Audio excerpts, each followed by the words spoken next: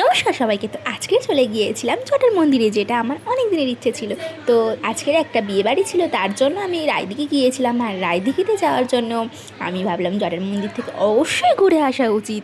তো চলো, এখন আমি, বোন, মা আর আমার বড় বাবার মেয়ে, আমার বোন, তো সবাই মিলে মন্দিরের দিকে রওনা দিয়েছি। কিন্তু এখানকার রাস্তাটা একবার জাস্ট দেখো, এতটাই খারাপ রাস্তা, এতটাই মানে তোমরা দেখলে হয়তো বুঝতে পারছো যে কতটা খারাপ রাস্তা।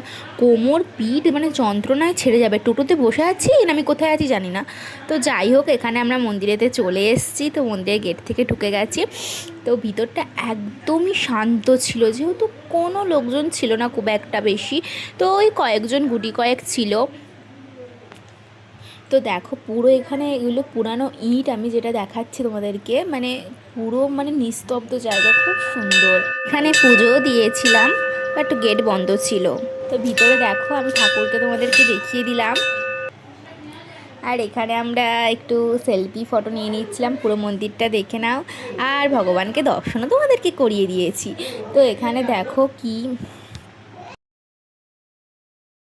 পুরো পাথর পাথরগুলো মানে গুঁড়ি গুঁড়ি হয়ে আছে, খুব একটা লোকজন ছিল না মোটামুটি। তো তারপরে এখানে পরিবেশটা সত্যিই খুব ভালো।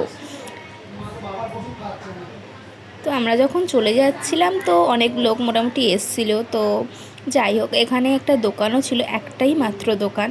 তো এখানে আমরা কিছু সেলফি তুলে নিয়েছি। আর এখানে আমি ছবিটা দেখালাম, যেটা মানে ওপরে মানে না মানে একটু আংটা টাইপের হয়েছিল, মানে মানে ওটা হয়তো একটা অন্য ডিজাইন। তো যাই হোক, ভিডিওটা কেমন লাগলো অবশ্যই কমেন্টে জানিও। টাটা সবাইকে।